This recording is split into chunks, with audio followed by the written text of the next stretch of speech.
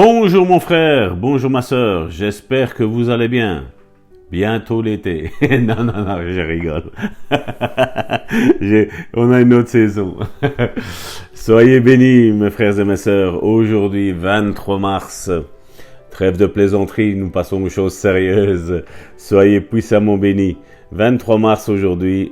Et le texte de la méditation d'aujourd'hui se trouve dans Jean, chapitre 5, verset 4. Car un ange descendait de temps en temps dans la piscine et agitait l'eau. Et celui qui y descendait le premier, après que l'eau avait été agitée, était guéri, quelle que soit sa maladie.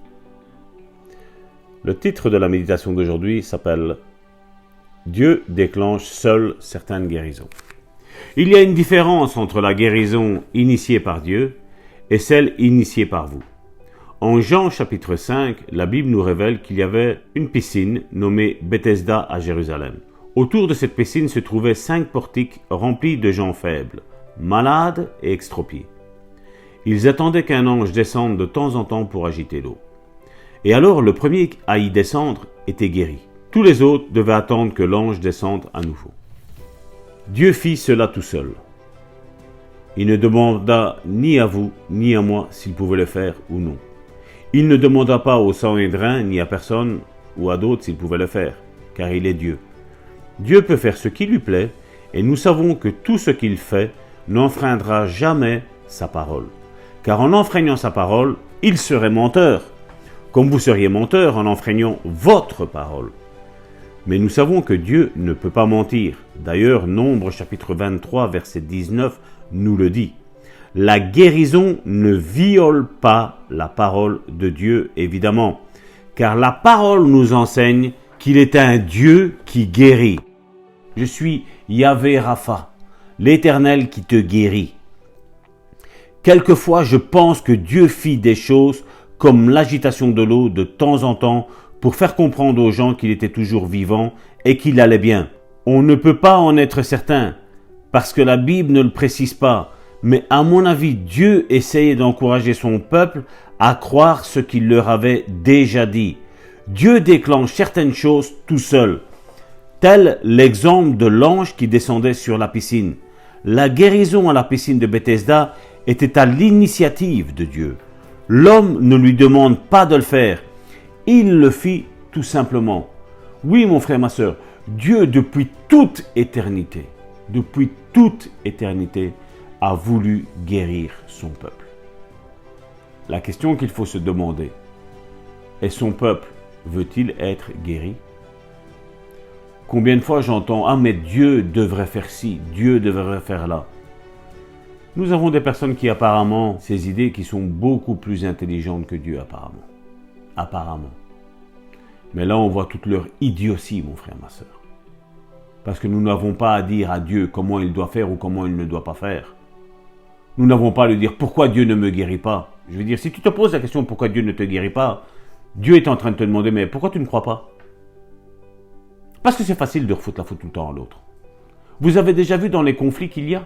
C'est toujours la faute de l'autre. C'est jamais la faute de la personne. Jamais.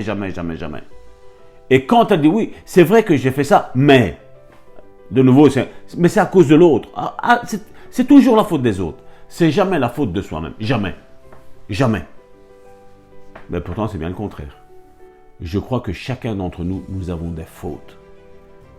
Chacun d'entre nous avons toujours mal agi vis-à-vis de quelqu'un d'autre. Peut-être que c'était un moment délicat de notre vie, mais nous avons quand même mal agi. Et il nous faut nous repentir de cela, mon frère, ma sœur. Aujourd'hui, 23 mars, est un signe de repentance pour tout le monde, mon frère, ma sœur. Je voudrais que chacun d'entre vous, vous analysiez tous votre vie. On a peut-être fait du tort à l'un ou à l'autre. Et il est peut-être temps de nous repentir, de demander pardon aussi. Parce que l'humilité précède la gloire, mon frère, ma sœur. Bien souvent, il y a des maladies qui sont dans l'âme, des maladies qui sont dans le corps, que c'est juste à cause de l'amertume qu'il y a vis-à-vis de quelqu'un d'autre. Bien souvent, la maladie n'arrive pas, comme je l'ai déjà dit, à cause du non-pardon aussi. Mais mon frère, ma sœur, je voudrais qu'aujourd'hui, 23 mars, ne regarde pas à qui t'a fait du mal, mais que tu regardes à qui toi tu as fait du mal. Moi je regarde à qui moi j'ai fait du mal. Oui, parce que moi aussi, dans le passé, j'ai fait du mal. Et certainement que dans le futur, j'en ferai peut-être de moins en moins, j'espère. Mais je sais que nous sommes susceptibles, tant que nous sommes vivants, de blesser une personne. Une personne qui peut-être est incomprise. Peut-être une personne qui a un mal-être intérieur. Et là, je veux, avant que Karine ne prenne la parole pour relâcher cette parole prophétique sur votre vie, je voudrais prier pour vos âmes, mon frère, ma sœur. Parce que le problème du non-pardon, le problème de l'amertume, est un problème qui est situé au centre de l'âme. Père éternel, je te prie pour mon frère et ma sœur qui est là. Tu vois les souffrances, les douleurs. Tu vois ce que ma sœur a subi dans sa vie tout au long de ces années. Je te prie, Seigneur, de vraiment mettre le pardon dans sa vie, Seigneur. Ces blessures qui est profonde, Seigneur, au travers du Saint-Esprit, je te prie, Seigneur, afin qu'elle soit complètement guérie, complètement assainie, mon frère. Oui, mon frère, ma sœur, que cette blessure soit complètement assainie dans ta vie. Au nom puissant de Jésus, laisse l'onction du Saint-Esprit guérir, assainir cette maladie que tu as dans ton cœur. Peut-être tu as été trompé, bafoué par ton mari, ton époux, ton épouse. Peut-être tu as été bafoué par tes parents. Tu as été sali par tes parents. Tu as été abandonné par tes parents. Tu as été abandonné de ta famille. Mais Dieu aujourd'hui t'a accepté dans sa famille. Laisse le Saint-Esprit t'entourer de ses bras. Je ressens quelqu'un qui est en train de pleurer là. Tu es en train de pleurer tellement tu as mal, mon frère, ma sœur.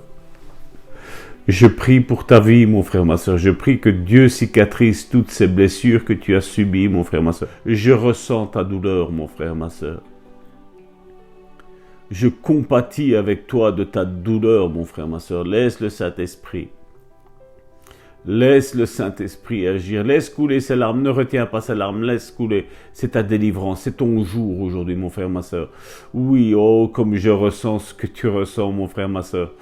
Oh, Seigneur, je t'en supplie, Seigneur, bénis cette âme, bénis cet enfant, Seigneur, ton enfant, Seigneur.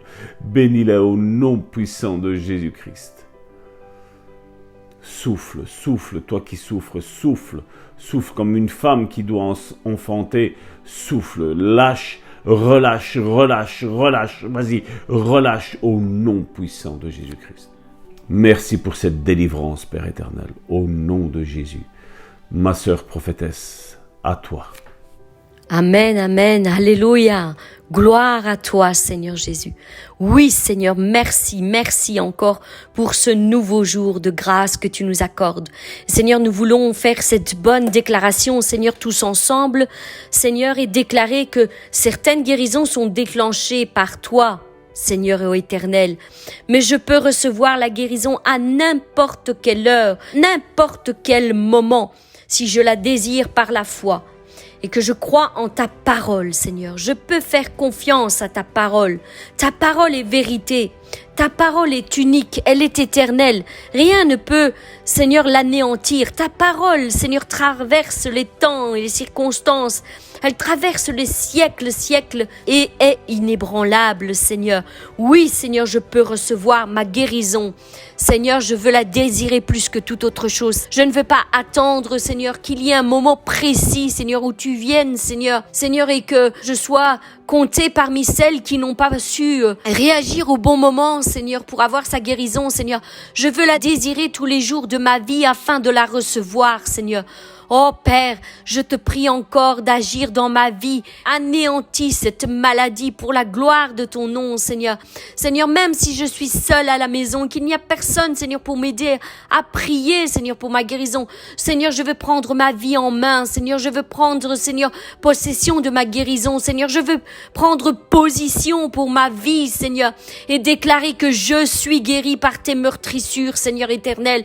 Oh oui, Seigneur, tu es l'Éternel qui me guérit, Seigneur, en toi, il n'y a pas l'ombre d'une variation, Seigneur. Tu ne changes pas ce que tu as déclaré, Seigneur. Autrefois, Seigneur, est encore valable au jour d'aujourd'hui, Seigneur, et le sera éternellement, Seigneur, jusqu'à ce que les cieux passent, Seigneur, jusqu'à ce que la terre tremble, Seigneur mon Dieu. Oui, Seigneur, ta parole demeure éternelle, Seigneur, et je veux en prendre possession, Seigneur. Aujourd'hui, au nom puissant de Jésus-Christ, je déclare que je suis guéri. Je suis guéri.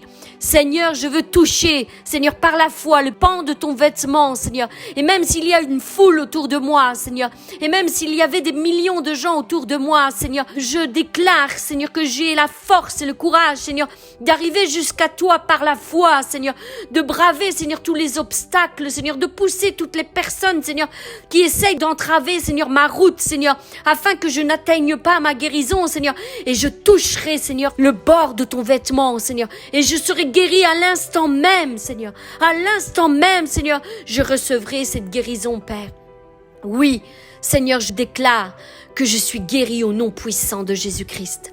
Merci, Seigneur, pour ma guérison. Merci pour ton amour éternel, Seigneur. Merci, Seigneur, encore, Seigneur, parce que tu as déjà pourvu pour moi, Seigneur, pour ma vie. Merci, car tu as des plans de paix et de bénédiction, des plans de joie, Seigneur. Seigneur, l'avenir, Seigneur, qui louit devant moi, Seigneur, est un avenir glorieux, Seigneur, où je raconterai tes merveilles, Seigneur, mon Dieu. Oui, Seigneur, ils sauront, Seigneur, que je sers un Dieu vivant, Seigneur, à qui rien n'est impossible. Père, je te prie pour tous mes bien-aimés, Seigneur. Encore accorde-leur cette bénédiction en ce jour. Au nom puissant de Jésus-Christ, Seigneur, nous t'avons prié. Mes bien-aimés, je vous souhaite une excellente journée encore aujourd'hui. Soyez bénis, bénis abondamment. Demeurez dans la présence de Dieu. Laissez votre esprit méditer ces paroles qui ont été encore prononcées aujourd'hui et relâchez des paroles de bénédiction sur votre corps, sur votre vie, car vous verrez de vos yeux les choses s'accomplir. Oui, non seulement vous les verrez, mais ceux qui vous entourent le verront aussi. Ils seront aussi témoins à vos côtés de ce que nous servons un Dieu tout-puissant. Soyez bénis. Je vous souhaite une excellente journée et je vous dis à demain.